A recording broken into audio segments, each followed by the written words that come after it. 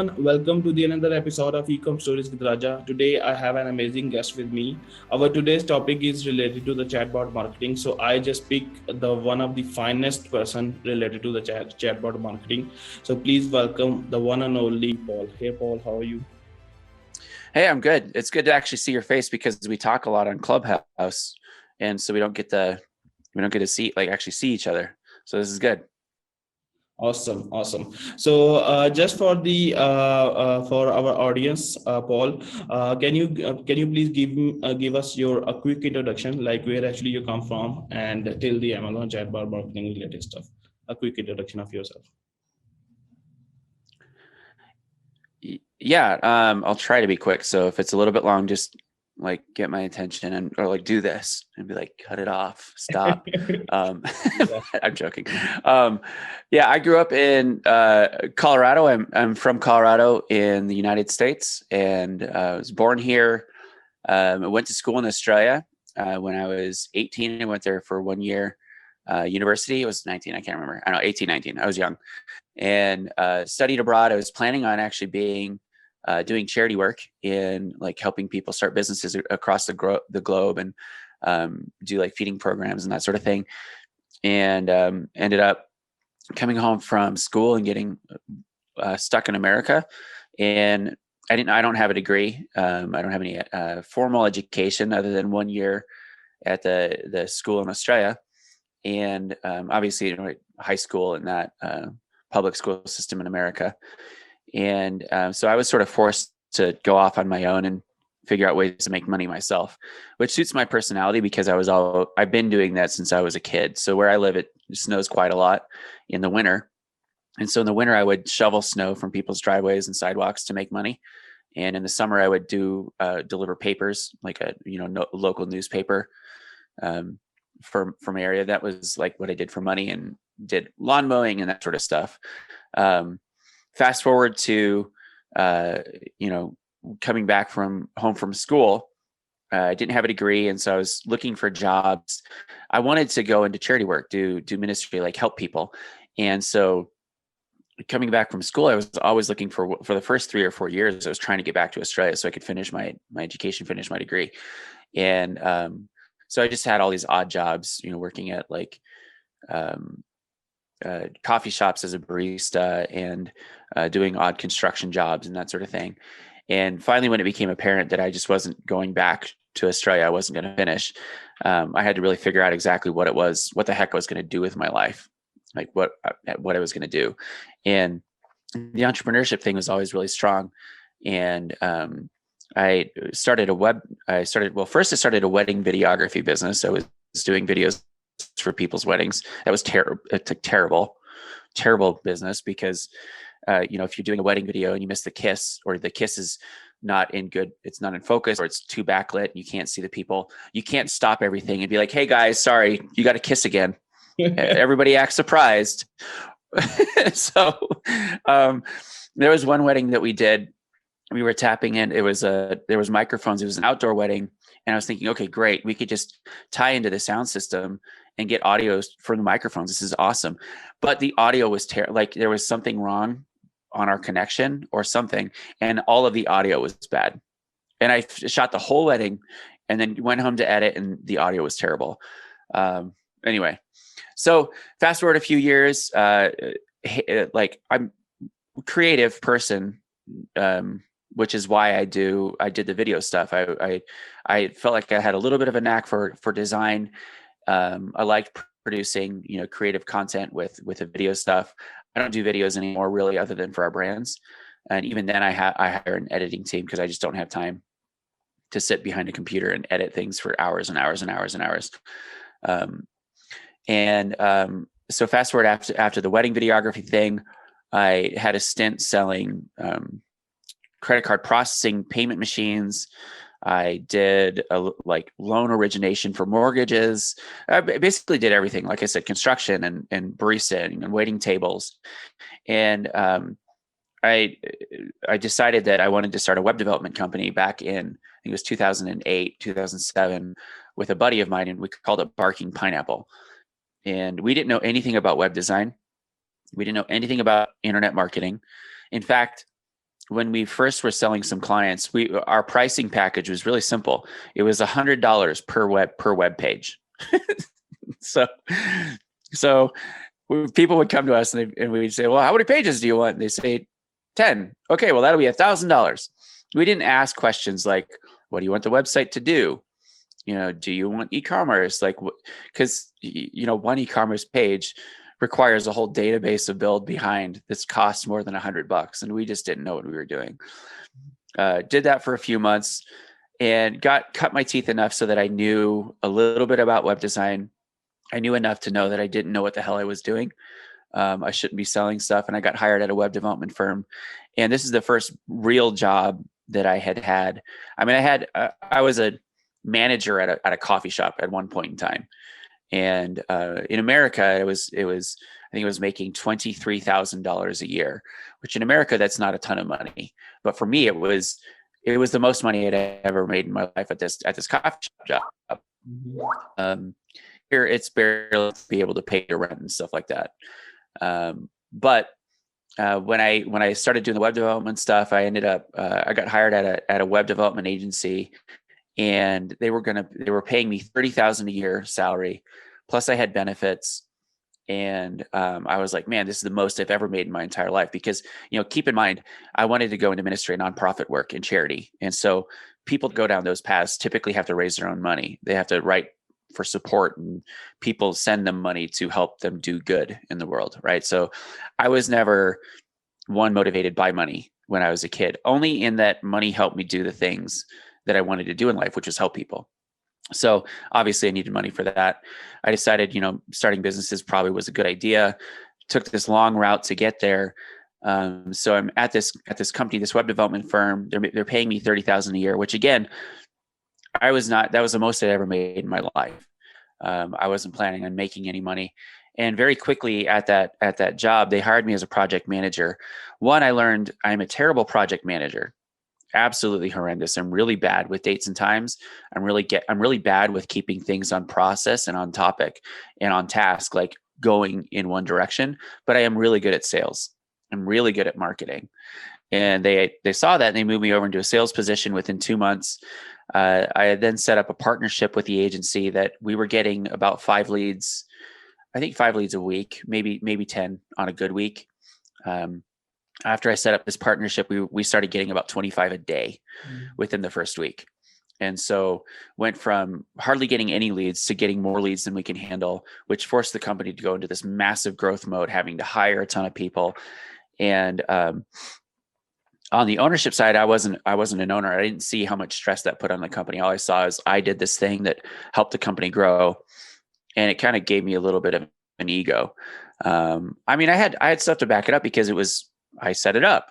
But at that company, I ended up getting fired 2 years down the road because the company grew so quickly, they just couldn't manage the growth. And within, I would sell a project, and within 2 weeks, about 80% of the people that I would sell would come back to me complaining that they were wondering like where their money was going. So I ended up getting fired. This is a long, I said long, I'm sorry. I'm trying to make it as short as I can. So if you need me to cut it off, just go like this. Yeah, But, I think so. Yeah, I think so. We need to move towards the move finish your introduction CMU. and finish your introduction. Okay, so I'll finish. Yeah, I'll finish. I'll get to Amazon. So that was 3 years, 4 years. I think it was 4 years before we started selling on Amazon, 3 or 4. I was fired from there in 2012. We started selling on Amazon in 2015. In the meantime, I had kind of went through a period of depression. I was just trying to figure myself out because here I wanted to do good in the world. I didn't care about making money. I started working for this firm. I was making 6 figures a year, making a lot of money, but not being happy. I wasn't satisfied. Just money doesn't make you happy. My goals in life, I wasn't feeling like I was hitting those goals. And I started another web development agency. This time I actually knew what I was. And then I heard about the opportunity to sell on Amazon, and I took the course, The Amazing Selling Machine, in March of 2015. And by July of 2015, we had our first products up selling on Amazon. And we've grown between double, like 60% and 100%, so doubling every year since 2015. And that's kind of my intro into the Amazon world. Along the way, I became an expert in selling selling through chatbots, using ManyChat. I launched a course in 2018 called Messenger Bot University, which is now Chat Marketing University, which is what this microphone is. And so in Chat Marketing University, we teach people how to drive traffic to Amazon to rank products, how to. My first question is actually there, like for the people who actually don't know, can you please give a very simple answer to the question, like what is the chatbot marketing in like a definition, like what is the chatbot? Yeah, chat marketing automation, chatbots are simply marketing automation built on top of a messaging platform. In this case, primarily it's Facebook Messenger, but they're going to be opening up Instagram and WhatsApp pretty soon. Every other major chat channel in the world, Google, Android, they have RCS. They're building it so that businesses can connect with their audiences through chat. Apple iMessage has been beta testing something since 2018. And so chatbots and chat marketing, there's two different things when I say chatbot. A lot of the times, most of the time, people think of a chatbot on a website that helps answer questions. So, think of like a cell phone company or something, or a mobile phone. You go to the website and it asks, how can I help you? What questions do you have today? That is a chatbot. But when I talk about chat marketing, it's different. It's more of think of like a full marketing funnel inside of a chat flow. And so these flows you design as the builder, and you think of it in terms of decision trees. Let's say that you want you know that people are going to find you on Facebook, and the goal is you want them to buy on Amazon. So you design a funnel flows to get them there. And it could be very simple, like, hey, thanks for commenting on our post. Are you interested in getting a coupon? Yes or no. You give them a buttons. They press yes. Then you say, okay. Yeah, just driving. So let's say if driving traffic to Amazon. It could be simple. Yeah, just driving that particular person with the help of different questions, and by giving them the options of saying yes, no, or maybe, and then driving that particular person, or then driving that particular traffic to your required place. For example, like if I have a website whose purpose is to generating some kind of the leads or converting something, so I have a lot of traffic from the Facebook, and by the time like they initially require some kind of the initial information, like what is the name of the company, how that works, and what is the status, and these kind of the things. So I cannot be there for 24/7. So that's why I installed some kind of the chat bots, and they actually help me to confirm that particular buyer or the customer to having like from hello to getting the details from there, right? Exactly. And it's a way you can automate messages, really, is what it comes down to. You put it pretty succinctly, that instead of you having to do it all 100%, you can set up automation that takes the bulk of what you would normally do. And it opens up a whole new world of marketing that people haven't thought of because of the automation piece. Awesome. So the next question is, which, like, these are the 2 to 3 questions which we ask right now here in the video. These are actually given by the lot of different persons who are actually our viewers as well. So the second question is that, like, how chatbot marketing can help Amazon sellers to drive the sales on their listings. Yeah, so like I was starting with the illustration earlier, you can, run an ad to people basically showing that you have a discount on a product. This is the simplest form. So say you want to do a coupon, get your coffee mug for 50% off today on Amazon. For more information, tap learn more or tap send message or something like that. So let's say this is the coffee mug you're advertising. They go into the flow, they're interested, you cover the details in the ad itself, they tap send message, and then it enters into the flow, which is what you've designed. And that, again, where you would say, hey, Raja, and you can use first names, placeholders, all that stuff, which is nice. So instead of just saying, hey, and you could personalize it. So chatbots can be very simple and they can be very complex. And, the simplest again is you say, hey, Raja, would you, I saw you're interested in our coupon. Would you like a 50% off coupon? You say yes, then I deliver the coupon to you inside the chatbot flow. I can send a 2-step URL, super URL to Amazon, or I can have you do search, find, buy. The other thing you could do is like the social sharing URL, right? So that social promotion for influencers, that's super easy. Say, hey, here's a 50% off link, click this link and add the cart to Amazon. Done. Easy, super simple. So you can, like I said, it could be that simple, or it could be more complex where you tell people, all right, go to Amazon, open up Amazon on your mobile device and search for handcrafted pottery coffee mug or something. Or this one, I got this mug in Iceland and it has a bunch of Norse gods like Thor, Loki, Freya, Odin, that sort of thing. So you could say, search for Icelandic coffee mug or whatever it is that you're trying to rank. I think so. This mug is actually inspired from the Avengers. I think so. It could be. It almost looks like, I don't know if you're familiar with Nordic or Norse mythology. They made cups out of horns, so I think it's designed to almost look like a little bit of a horn, like an antler from a cow or something. Exactly. Or cows don't have antlers; they have horns.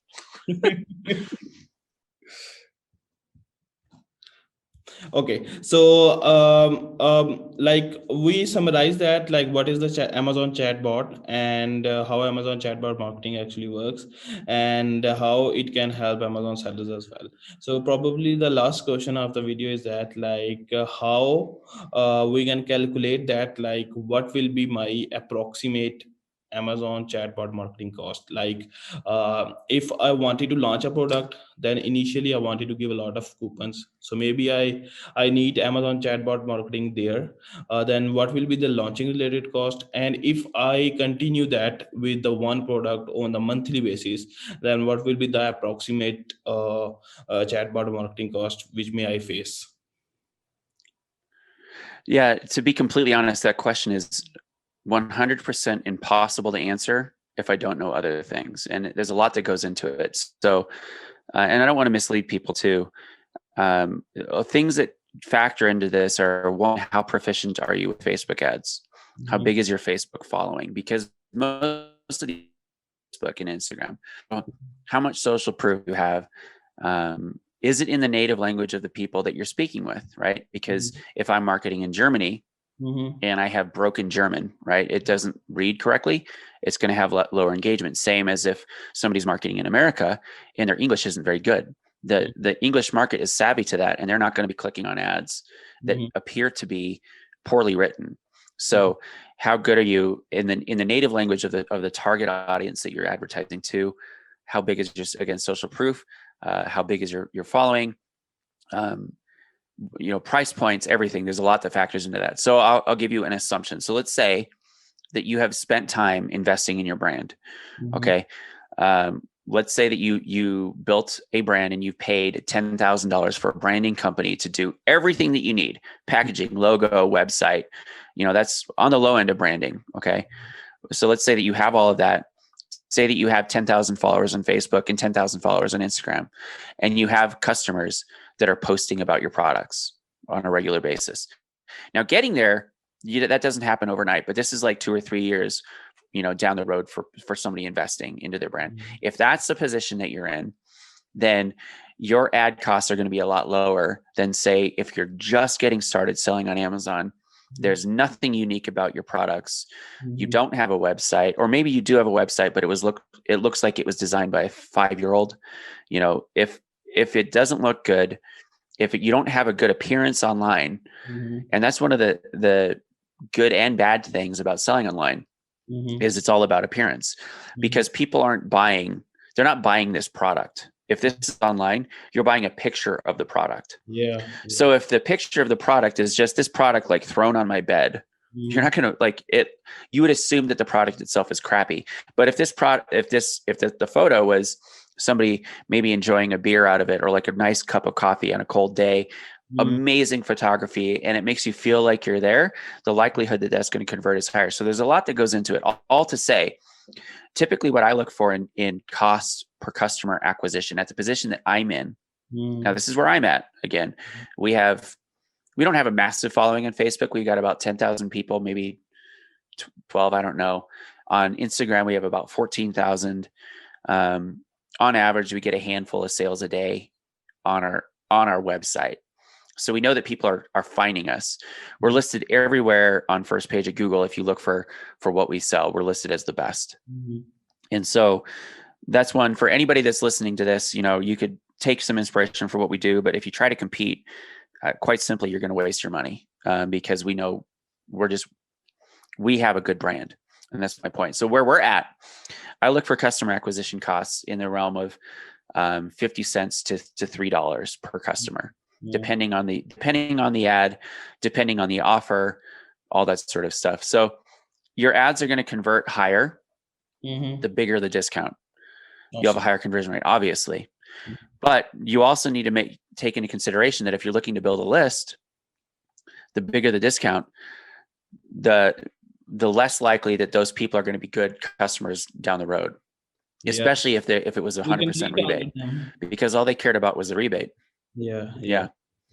So that's where it's hard to answer that question, and this is one of those things that I got your point. So I think so that's all for today. I have some other questions related to the chatbot marketing as well. So maybe we will shoot another episode soon where we will talk something about on the advanced levels as well. Again, thank you so much, Paul, for having on the show, and you added a lot of value, and hopefully this particular video helped a lot of different sellers to be successful in their journey of Amazon sellers. So all done, and over and out, guys.